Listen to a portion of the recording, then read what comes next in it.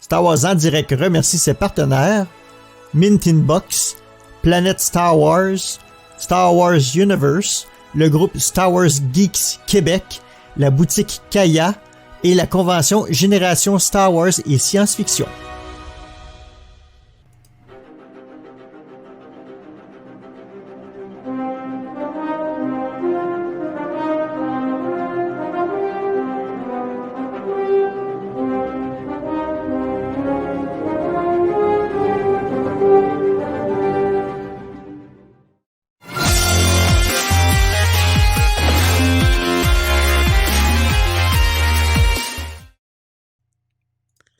Et bonsoir tout le monde à Star Wars en direct, la voix du fandom Star Wars depuis plus de 20 ans pour cette édition express qui sera dédiée à votre survie lors de la Star Wars Célébration Anaheim 2022.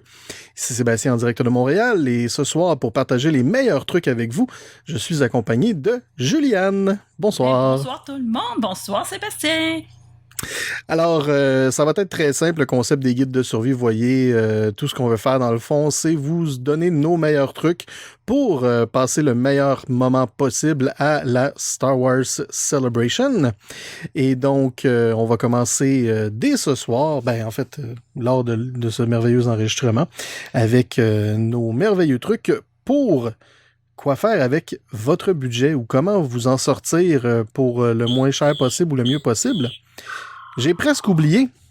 On est aussi accompagné de mon très cher robot qui va être parmi nous. Là, je pense qu'il est parti faire une petite sieste, donc on le reverra un petit peu plus tard.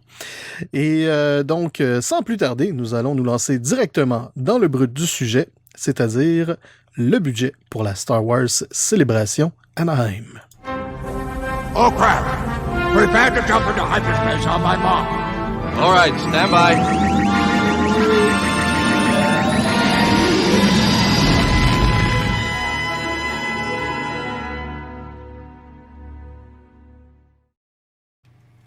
Plein de bidou, tout plein de bidou. Ça prend tout plein de bidou pour aller à la Star Wars Celebration, n'est-ce pas, Juliane? Oh, tout à fait. T'as bien fait de sortir tes sous. On va en avoir de besoin, c'est sûr. Ben oui. Et puis, il y a beaucoup de gens, dans le fond, qui nous disent oui, mais les bidous, là, ça en prend combien? Ben écoutez, on va essayer de répondre à cette question-là avec notre premier épisode. Donc, le budget à prévoir pour la Star Wars Celebration. La Star Wars Celebration a lieu à Anaheim, en Californie. Donc, pour plusieurs d'entre nous ou d'entre vous qui nous écoutent, ça veut dire que c'est un voyage. Il y en a qui vont être assez aventuriers pour le faire en voiture. Il y en a peut-être qui vont être assez fous pour le faire à pied. Dans ce cas-là, je vous souhaite une très, très bonne chance. Mais la majorité d'entre nous risque de le faire par avion. Donc, ça l'encourt certains coûts. Et bien sûr, après, une fois arrivé sur place, il va falloir prévoir l'hôtel. Et tout cela va sans dire que c'est sans compter la passe pour l'événement qu'on s'est déjà procuré il y a quelque temps. Donc, on va repasser à travers ça très rapidement, puis on va aller un petit peu plus en détail. Alors, on va commencer avec le voyage, dans le fond. Juliane, c'est en temps de pandémie, post-pandémie, encore pandémie peut-être, 6e vague. Tout dépendant des États. Ouais, c'est ça. C'est beaucoup de planification. Oui. Exactement. Et puis, c'est pas aussi simple qu'à l'habitude, on va dire. Il y a beaucoup de planification qui va dans tout ça. Donc, la première chose à faire pour aller à la Star Wars Celebration, c'est évidemment de mettre la main sur nos super badges de la Star Wars Celebration. Alors ça, c'est un badge de 4 jours de la dernière Star Wars Celebration. Et suite à ça, on pouvait réserver nos chambres d'hôtel. Et bien sûr, ça a été le chaos total parce que la compagnie avec laquelle ReedPop font affaire ne pouvait pas réserver pour vraiment plus que les dates de la convention. Donc, on pouvait réserver pour les dates de la convention qui sont du 26 au 29, je crois. Oui, c'est ça. Il manque pour 4 jours. 3 nuits, Et, 4 jours à peu près, là, ouais. C'est ça. Et malheureusement, il y a plusieurs d'entre nous qui se disent, bon, on va faire d'une pierre deux coups et puis on va en profiter un petit peu. On va arriver un peu avant, on va peut-être faire quelques autres choses, un petit peu de tourisme dans les alentours. Et malheureusement, ben c'est pas aussi évident que ça. Donc, pour certains d'entre nous, comme nous, ben il a fallu qu'on joue un peu autour de tout ça pour réussir à avoir toutes les dates qu'on voulait avec les hôtels qu'on voulait. Donc, des heures et des heures de plaisir. Et puis, évidemment, ben, quand on réserve en dehors des journées prévues par le Celebration Housing, on paye un petit peu plus souvent là, que ce qu'on paye pendant la convention. Donc, c'est un petit peu désolant, mais bon, c'est comme ça. Là. Faut croire que il y a peut-être un petit peu plus de planification à voir là, au niveau international du côté de Repop à ce niveau-là. Pourtant, ils font des conventions partout dans le monde, donc ils devraient être prêts. Ils devraient comme connaître ça pour le moment. On en parlera peut-être plus tard, Sébastien, puis c'est plus t'es proche là, du Convention Center, ben plus ça coûte cher. Donc, ça va être à y penser aussi. Là. Mm-hmm. Exactement. Alors, bon, là, on a notre hôtel. Maintenant, il faut se rendre jusqu'en Californie, donc ça veut dire qu'il faut qu'on prévoie le vol en avion. Et puis là, ben, je sais que toi, dans ton cas, tu as pris une option très sage, c'est-à-dire juste au cas où tu te mets à renifler 2 jours avant le vol. T'as pris un test positif. C'est ça, t'as pris une politique d'annulation du billet. Oui. Donc, très, très sage décision. Et ça coûte un petit peu plus cher que le billet traditionnel. Alors, au moment où on se parle, un billet était dans les alentours de 650 $ là, pour l'aller-retour de, je vais dire, Montréal jusqu'à Los Angeles, en Californie. Pour vous donner une idée là, tout de suite de départ, on est déjà à au moins au moins pas loin de 1500 $ là, en frais tout compris. Ouais. Donc, pour comme rajouter là, sur le coup, je vais faire le résumé vite. On a un 120 $ US pour la badge pour les 4 jours. On a l'hôtel pour je vais dire un hôtel pour 5 jours à 200 $ la nuit, donc 1000 $. Et puis un vol à 600 $ canadiens, donc on va dire 400 US. On est à 1600 US là, présentement, donc même facilement un 2000 $ canadiens. Et on n'a pas encore mangé. C'est ce que j'allais dire. On n'a pas encore fait de tourisme. On n'a pas encore acheté de souvenirs. Donc, ça promet d'être intéressant. Et donc, voilà, c'est ça. Alors, voyage, est-ce que... ah oui, j'oublie en fait le voyage. Il faut se rendre de l'aéroport jusqu'à notre hôtel. Oui. Alors, c'est quand même 40 minutes de distance à parcourir. Petit truc que l'on va partager avec les gens. Moi et Juliane, on est sur le même vol, mais on est comme avec des amis. Donc, on va essayer de se retrouver à l'aéroport. Et de l'aéroport, on va partir tous ensemble en même temps avec un service là, de navette qui se rend de LAX jusqu'à nos hôtels ou Disneyland. Puis de là, on va pouvoir mieux décider où on va, qu'est-ce qu'on fait. Et sauver des sous tous en même temps, parce qu'à 200 $ la navette à 6 personnes, ouais. Ça revient beaucoup moins cher que de prendre un Uber à 3, juste à 3 puis à se faire coincer dans le trafic. Là. C'est les frais fixes versus les frais, variables. Ça change la donne énormément. Donc, voilà. Là, on est rendu à notre hôtel. Faut qu'on mange. Oui. Et puis... Il y a des forfaits avec les hôtels. Quand on parlait de la réservation tantôt, oui, il y a des forfaits qui comprennent le petit déjeuner, mais pour avoir vu les prix, c'est pas donné. C'est pas donné. Pour le prix, j'avais vérifié, c'est un 35$ par jour pour un déjeuner, là. Je suis pas sûre que ça vaut la peine de rajouter au forfait de l'hôtel. Je pense qu'on peut s'en tirer à beaucoup moins que ça. Même au pire, aller à la carte à l'hôtel, payer à part, là, je pense que ça serait une bonne option aussi. Là. Absolument. Mm-hmm. Et puis, Donc, c'est ça, il y a toujours d'autres options autour. Je reviens rapidement sur les voyages, parce j'ai oublié de le mentionner, mais sans nécessairement sauver de l'argent, il y a une différence entre des vols directs et des vols avec escale. Cependant, pour la paix d'esprit, je recommande fortement le vol direct. Parce que vous êtes sûr que, oui, vous êtes plus sûr que le bagage va vous suivre de Montréal jusqu'à la Californie que si vous prenez des vols avec escale. Des fois, pendant l'escale, ça peut être retardé. Donc, vous pouvez être pris quelques jours là, sans vos vêtements, ou même vous pouvez avoir carrément une perte de bagages. Puis là, pour les gens qui transportent des costumes, des choses comme ça peut être vraiment comme tragique et très, très, très dommage. Donc, ça vaut la peine, là, selon moi, de prendre vraiment un vol direct, sans escale, pour avoir cette paix d'esprit-là. Même si ça peut valoir un petit peu plus cher que de prendre le vol avec escale. C'est mon avis. Il y a aussi une question de confort après ça et tout. Encore là, choix personnel. Je préfère pouvoir m'asseoir correctement que d'être tout coincé comme ça avec le cou cassé dans un petit jet régional, malgré qu'ils ont été bâtis par Bombardier. Oui, je suis tout à fait d'accord avec toi, Sébastien. Moi aussi, là, même si c'est un peu plus loin pour le trafic avec la navette, là, le vol direct, là, ça a été ma première option aussi, là, sans hésiter. Parfait. Donc, pour revenir à la bouffe, parce que même pendant le vol, on peut prendre un petit encas, mais bien sûr, il faut prévoir notre merveilleux ami plastique. Donc, parce qu'ils ne prennent plus d'argent comptant présentement dans les avions trop souvent.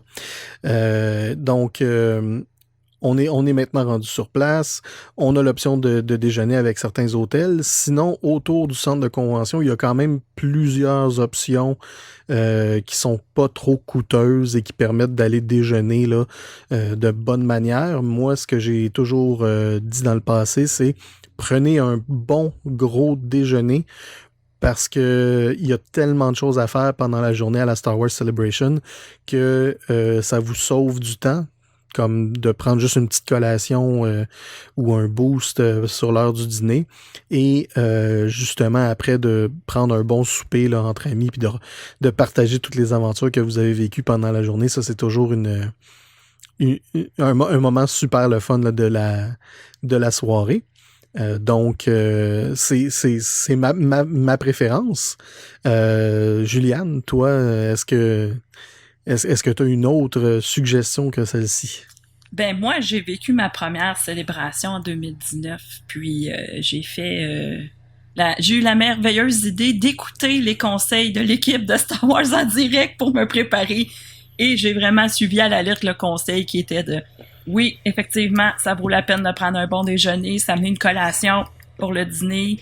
Il y en a sur place, il y a des petites pharmacies qui peuvent vendre des choses, des bartendes, des jus, des noix, on peut s'amener ça.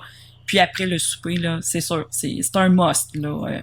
Oui, je suis tout à fait d'accord avec ta suggestion. Bien, merci. Et puis, pour ce qui est des petites collations, c'est ça, pour les lunchs même. Moi, la dernière fois que j'étais à Anaheim, j'ai un blanc de mémoire tant qu'à savoir s'ils avaient un food court. Je crois que oui, mais je sais que sur l'esplanade, juste en avant de l'entrée du centre de convention, il y a plein de food trucks qui sont venus se stationner là. Et on a eu la chance là, justement de déguster de la cuisine locale. Moi, je me souviens que j'ai partagé un petit dîner là, avec un de mes amis de Hollywood à ce moment-là. Et puis d'autres amis que j'avais connus à Toronto qui habitent maintenant la Californie. Donc, c'était vraiment génial là, comme petit moment. Et moi, ça m'a vraiment rendu heureux. Donc, ça peut nous donner le bon moment aussi pour prendre une pause de l'événement si on n'est pas rien en train de manquer d'important pour nous. Donc, ça, gênez-vous pas pour le faire, parce que sortir du centre de convention, c'est toujours une bonne idée là, de prendre un petit peu de soleil pendant la journée à certains moments. Là, ça fait pas de tort à personne. Sinon, à l'intérieur du centre de convention, on sait qu'il y a eu la convention WonderCon récemment et à l'intérieur, les machines ne prennent malheureusement plus de petits billets d'argent normal, mais ils vont prendre du plastique comme ça. Donc, vous pouvez prendre à ce moment-là vos cartes de crédit pour payer un Coke ou des petites collations dans les machines comme ça, à des prix quand même assez... Ouais, ça coûte cher, hein? On parle de budget, il faut faire attention. Faut Exactement. Oui. Donc, quand on parle de prévoir notre coût, moi, ma meilleure suggestion, c'est aller faire un tour chez CVS, qui est l'équivalent d'une pharmacie grande surface, dans le fond. Et ils ont plein de petites collations, de snacks, des boissons que vous pourriez probablement réussir à rentrer en contrebande là, dans le centre de convention. Il y a des points de sécurité, donc ça, c'est clair, net et précis. Mais avec un peu de chance, on va peut-être être capable de rentrer avec des bouteilles d'eau et ou des bouteilles de boissons gazeuses. Mais il faudra voir là, à ce moment-là sur place qu'est-ce qu'on peut faire et comment. Mais prenez-vous une petite carte de crédit prépayée avec environ une cinquantaine de dollars là, juste pour les snacks, ça peut valoir la peine. Et ça va vous empêcher de payer des frais aussi pour rien là, sur votre carte de crédit qui va faire le transfert d'argent canadien à US si vous n'avez pas une carte spéciale. Bon conseil. Je vais le prendre, c'est sûr. Et puis, après, ben c'est ça. On a évidemment, les soupers. Donc, moi, je mets en moyenne là, une soixantaine de dollars par repas par jour. Pas par repas, mais pour les repas à tous les jours. Donc, une vingtaine de dollars sur le déjeuner et une quarantaine sur le souper. Dépendant quand ça a été une journée plus rough ou qu'on veut fêter un petit peu, à ce moment-là, je me gêne pas pour augmenter un petit peu le budget. Mais les restaurants qui sont quand même autour, là, il y a beaucoup de restaurants dans les hôtels. Il y a quelques restaurants comme Bubba Gum Shrimp Company, entre autres, Cheesecake Factory, P.F. Chang's, des grands noms comme ça, où on peut aller se régaler, mais c'est quand même pas à des... c'est quand même à des prix assez élevés là, par personne. Ouais. Donc, faut pas se surprendre, puis c'est bien de prévoir un peu là, le coût là-dessus. Donc, moi, je vous dis là, au moins un 60$ par jour. Si vous voulez être sûr d'être absolument comme dans le vert, mettez-vous un 100$ par jour, puis ça va inclure là, toutes sortes de boissons ou snacks que vous pourriez avoir envie / besoin durant la journée. Donc, peut-être un truc... Oui. J'y avais pensé tantôt. Moi, quand j'étais allée au Celebration en 2019, moi, j'étais tout seul. Donc, je connaissais personne, j'avais pas d'amis là-bas. Donc, moi, ce que j'avais fait, j'avais pris l'option du Airbnb. Que c'est une autre option, je sais pas, à Anaheim. J'ai regardé, ça avait l'air un peu moins intéressant, mais ça, quand même, vous pouvez économiser beaucoup. Moi, j'avais trouvé une chambre avec le lit, le micro-ondes, la salle de bain. Donc, on peut faire une petite épicerie sur place, manger des plats préparés. Donc, on peut quand même économiser beaucoup avec ça, là. Moi, j'ai fait une épicerie de plats préparés pour mes soupers. Puis, avec le déjeuner, vraiment, là, ça revenait beaucoup moins cher. Mais de ce que j'ai vu à Anaheim, l'option était moins intéressante, là, vraiment. C'est sûr qu'il y a plus d'hôtels à proximité. Puis les Airbnb sont vraiment très loin. Donc, vous allez peut-être payer pour le transport en commun ou Uber à place. C'est ma suggestion. Peut-être pour économiser, là, ouais. Cependant, c'est ça. Il y a aussi dans les hôtels, la plupart des hôtels ont des petits mini-fridges. Si vous voulez vraiment sauver le plus d'argent possible, allez vous acheter un pain, achetez-vous de la moutarde, du fromage en tranches, du jambon en tranches. Puis vous pouvez vous faire des sandwichs là, à ce moment-là. Des ramen dans les machines à café d'hôtel, ça fonctionne numéro 1. Il y a même certains hôtels, si vous êtes assez chanceux, que vous allez pouvoir avoir des micro-ondes. Donc, vous pouvez faire réchauffer votre bouffe à l'intérieur. Il y a toujours moyen de moyenner. Si vous êtes sur la corde serrée que vous voulez plus acheter un bus Gentle Giant plutôt que de manger, c'est correct, c'est votre choix. On respecte ça. Et on est tous passés par là. Et dans le fond, je vous conseille de faire ce genre de pratique-là. Ça vous permet là, justement de sauver des sous et de ne pas tomber sans connaissance en plein milieu de l'événement parce que c'est très plate quand même là, d'avoir à passer à travers ça.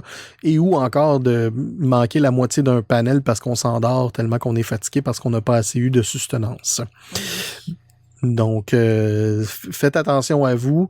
Poussez peut-être pas trop vos limites. Ne faites pas comme Seb qui a mangé de la pizza vieille de 4 jours lors de sa première Star Wars Celebration. Je le décommande fortement.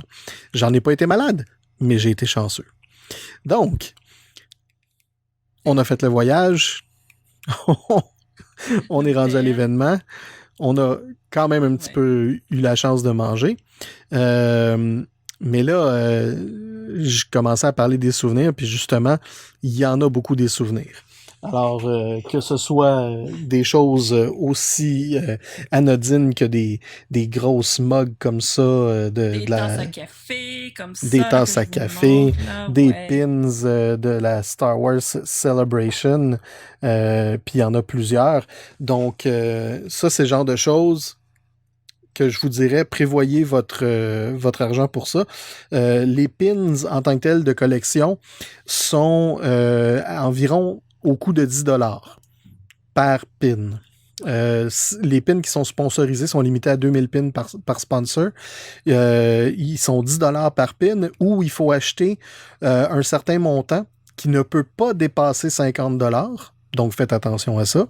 Et à ce moment-là, vous allez pouvoir... vous allez recevoir la pin gratuitement.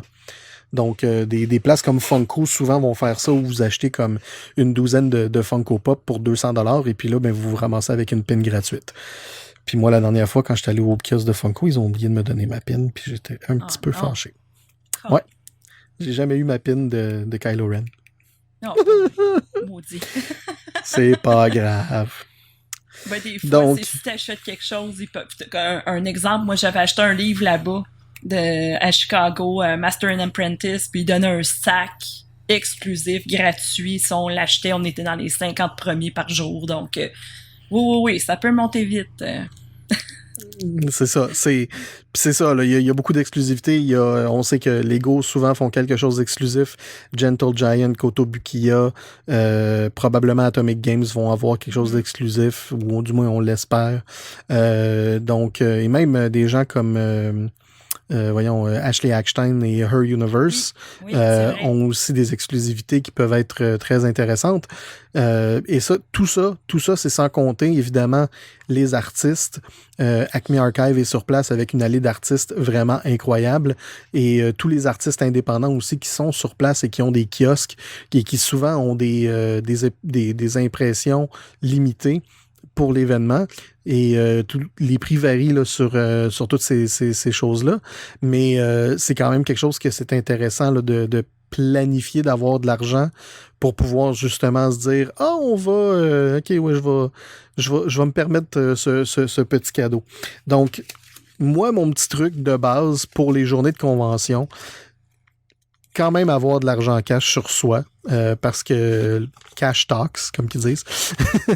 Et moi, ce que j'aime faire, dans le fond, c'est que je vais séparer mon argent en nombre de jours. Donc, à chaque jour, j'ai un certain nombre d'argent sur moi que c'est sûr que je me pose pas la question. Et à la fin de chaque journée, quand il m'en reste, ben, je le redistribue sur les autres journées. Comme ça, sans éclater mon budget, ben, mon budget peut augmenter un peu pour les autres journées. Et ça me permet que si jamais je vois quelque chose qui m'intéresse vraiment, je suis capable de mettre la main dessus. Dans un cas où, évidemment, bon, j'ai pas le choix, je peux passer avec la petite carte de plastique. Et j'ai l'impression que pour cette année, énormément de vendeurs vont y aller avec le plastique uniquement. Mais on ne sait jamais. C'est toujours une bonne chose là, d'avoir un petit peu d'argent comptant sur soi. Moi, je vous dirais, ne perdez pas la chance de mettre la main sur votre Saint Graal juste parce que malheureusement, vous n'aviez pas d'argent sur vous ce jour-là. Ça peut être pratique pour n'importe quoi aussi. Là, si on veut prendre Uber, un taxi ou Némite, des fois, ça peut être utile. Ouais, c'est pas perdu. Absolument pas. Et donc, c'est ça. Pour chaque jour, en fait, pour les souvenirs, il y a beaucoup d'exclusifs qui vont être annoncés avant l'événement et avoir un prix aussi d'annoncer avant l'événement. Donc, vous devriez être capable là, de prévoir un peu quand même avant coup combien vous allez devoir apporter.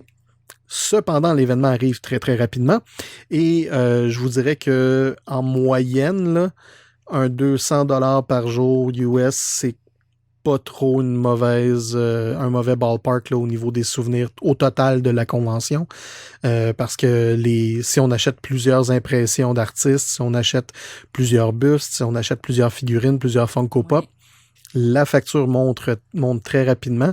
Donc, pour un événement de 4 jours, je vous dirais qu'avec 800$ US, là, malheureusement, on n'est pas très loin. Et puis là, on n'a pas encore touché au magasin de la convention lui-même, qui lui aussi contient beaucoup d'exclusivité.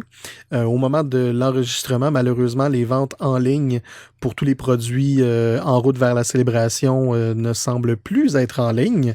Donc, j'espère que vous aviez mis la main sur ces produits-là si ça vous intéressait.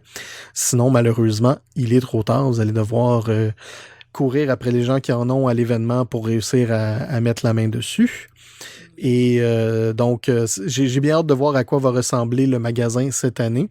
On sait qu'à Chicago, ça avait été un peu mitigé comme événement. Mais par contre, on avait comme une journée de plus à Chicago qui était comme un peu dédiée à ça. Donc, ça m'inquiète un peu là, qu'on retourne à un événement de 4 jours où il va falloir qu'on considère que le magasin est potentiellement fermé la journée d'avant. Le Will Call va être ouvert le 25, donc la journée avant le début de la convention. J'ai hâte de voir s'ils vont peut-être ouvrir le magasin plus tôt, justement là, pour aider un peu à contrer les lignes et puis les files d'attente trop folles. Donc, ça reste à voir. Donc, c'est toujours une bonne idée d'arriver un peu avant la célébration, justement, pour profiter du Will Call, pour aller chercher nos choses. Là, ça vaut la peine. Moi, je trouve... Même, là, ouais. Ouais, non, absolument. Moi, je trouve que ça vaut vraiment, vraiment beaucoup la peine là, d'arriver une journée d'avance. Ne serait-ce parce que ça nous permet de se remettre un peu du voyage, entre autres, mais aussi parce que ça permet justement là, de faire le tour des lieux un peu, de voir ça dans quoi on s'embarque, juste de marcher autour. Et c'est comme ça, la dernière fois à Anaheim, que j'avais réussi à enregistrer de manière très, très, très, très, très mauvaise, l'audio du trailer de Star Wars, je crois que c'était The Last Jedi?